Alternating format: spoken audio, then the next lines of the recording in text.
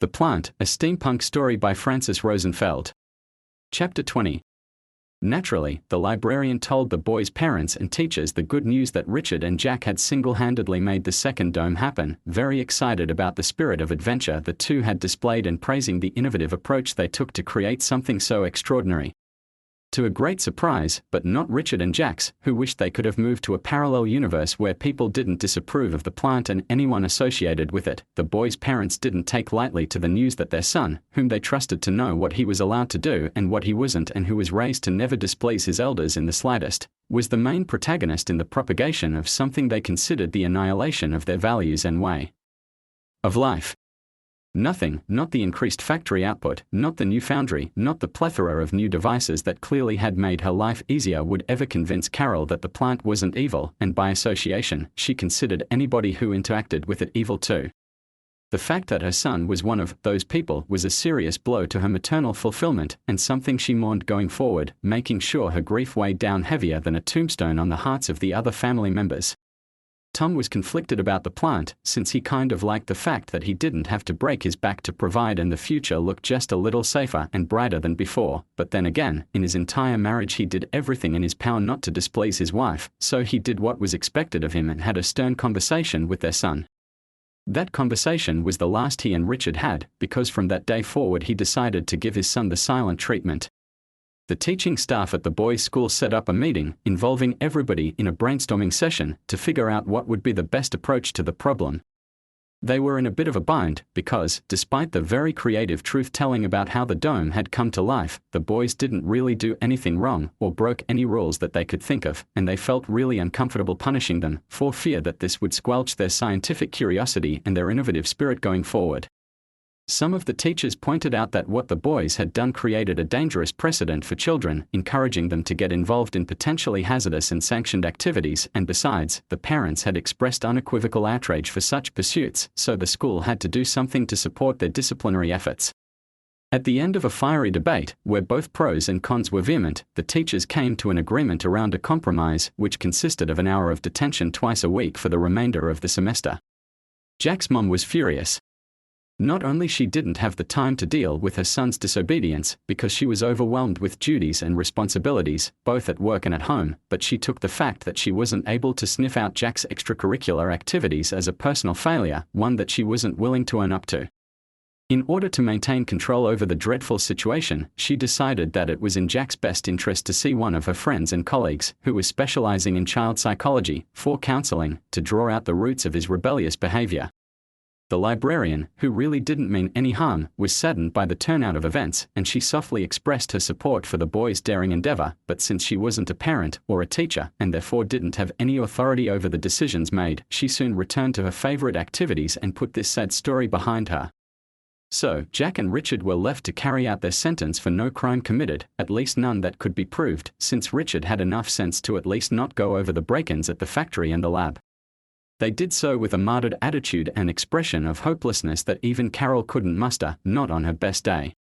Their teachers, most of whom hadn't agreed with the punishment in the first place, felt uneasy watching the two suffer in detention while their friends were out, free to engage in enjoyable activities, and for this reason they did their best to avoid being around the boys unless they absolutely had to. At the end of the month nothing had changed, other than the fact that the jolly librarian, who felt uncomfortable carrying the guilt of having made the boys' lives so unpleasant, took it upon herself to pick a new hot spring, one that was charming and in no way smell-challenged, and plant another cutting, together with all the scrap metal it would ever need for the development of a new dome. The project was so fascinating to her that between the observations and the monitoring of the strange life growing right in front of her eyes, she forgot about Richard and Jack altogether, and only recalled their fateful involvement in passing, literally, because she had to pass through their garden project on her way to the new dome. Because his parental disavowal also included banishment from the making of any mechanical devices, Richard had a lot of time on his hands, time which he spent laying in his bed, with the headphones blasting tortured guitar music in his equally tortured eardrums, watching the passing of clouds through the dense foliage of the tree in front of the window and wondering what happened to the pan flutes, who, for all he knew, could have evolved a proto-society and started making themselves rudimentary tools by now. Jack visited sometime, a lot more careful now than before. Despite the fact that their lives weren't exactly enviable, he said, there was ample room for things to get significantly worse. During those visits, the two shared whatever they managed to learn from the world of the living outside of their much diminished universe, information that was sparse and stunted by lack of mobility and social connection. When one says that life is not fair, one doesn't usually provide an example to go with the adage, so its words go to get stored somewhere to the back of the brain, unprocessed. There they joined the debris pile of other untested proverbs, like easy come easy go, or the early bird gets the worm. One had to admit, if only to salvage logic and causality, that the last one was at least statistically flawed, because, for all practical purposes, the two of them were those very birds, and yet, alas, had found themselves now wormless. Jack, whose imagination hadn't been dulled by his recent misfortune, usually pictured the unfairness of life with an "and how did that make you feel?" at the end, like a never agreed upon Sisyphean penance to go over the same situation again and again, with absolutely no breakthrough in sight.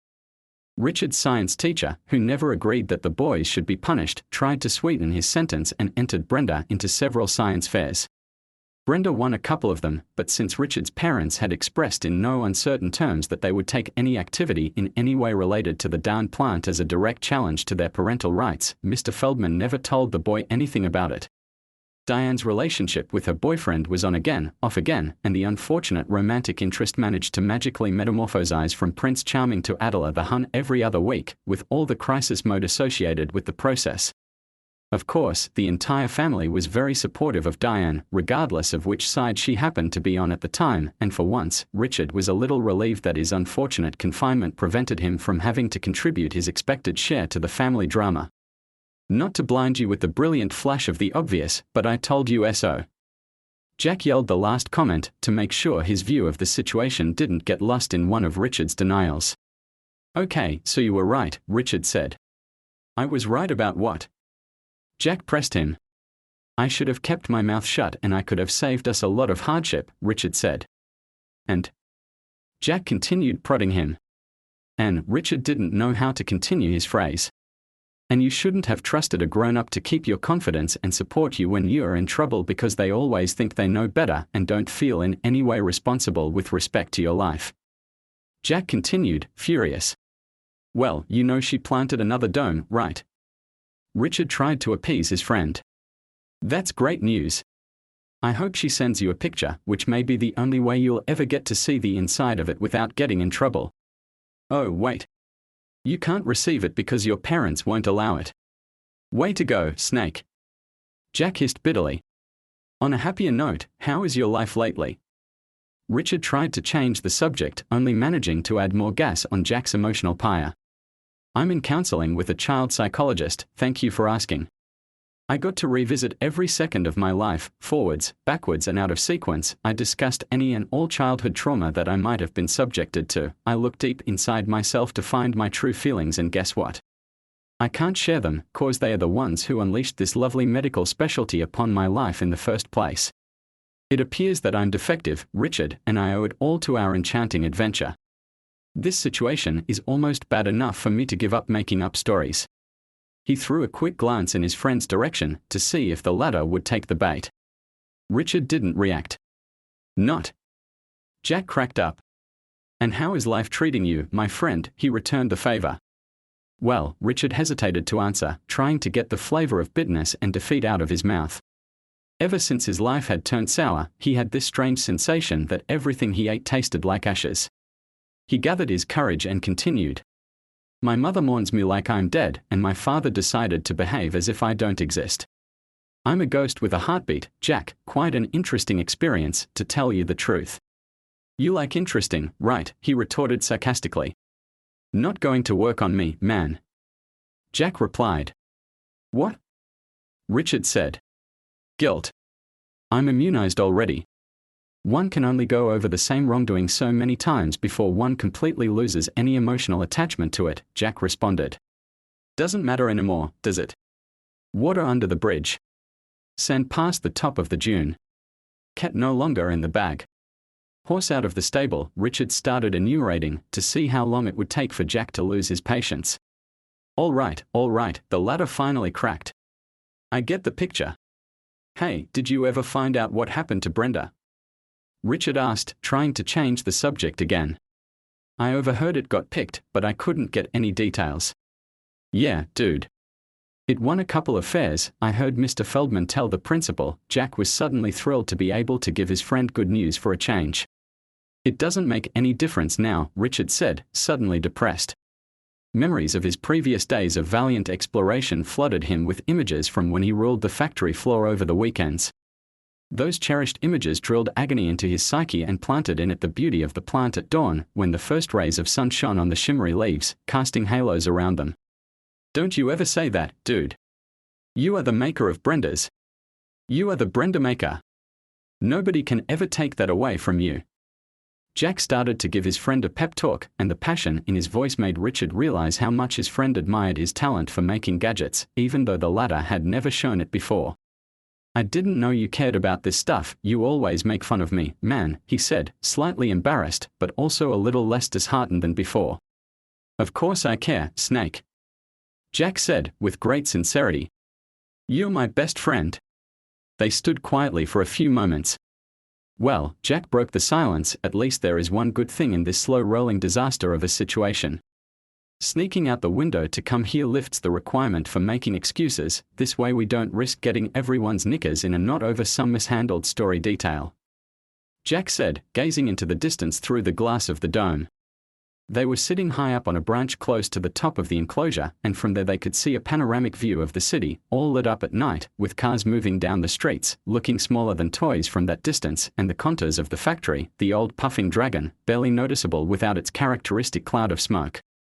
Its chimneys were adorned with leafy garlands, as if they were preparing for a weird nature holiday, and their massive presence obstructed a good portion of the second dome, whose gleaming surface only made itself manifest as an eerie presence behind them.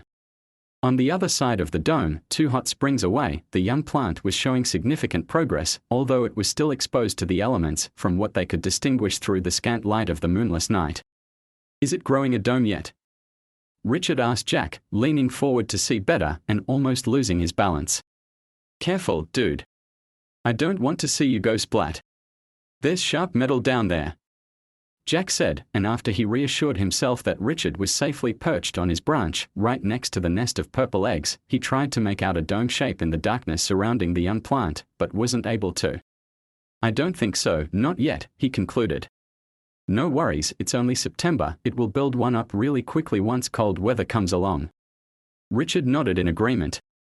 You do realize that we must be either stupid or crazy, probably both, to walk 3 miles through the desert in the middle of the night and climb a hot vine that grows in a swamp, with no light. Maybe my mother was right to send me to a psychologist. Should I share this moment with him, you think? Jack turned to his friend. Don't even joke about that, dude. Richard's mood soured suddenly. Well, Jack looked into the distance again, trying to find his home in the profusion of tiny roofs, all of them looking more or less the same under the clear night sky, bedazzled by stars. It's not the most comfortable of surroundings, but you sure can't beat the view. I guess, Richard agreed.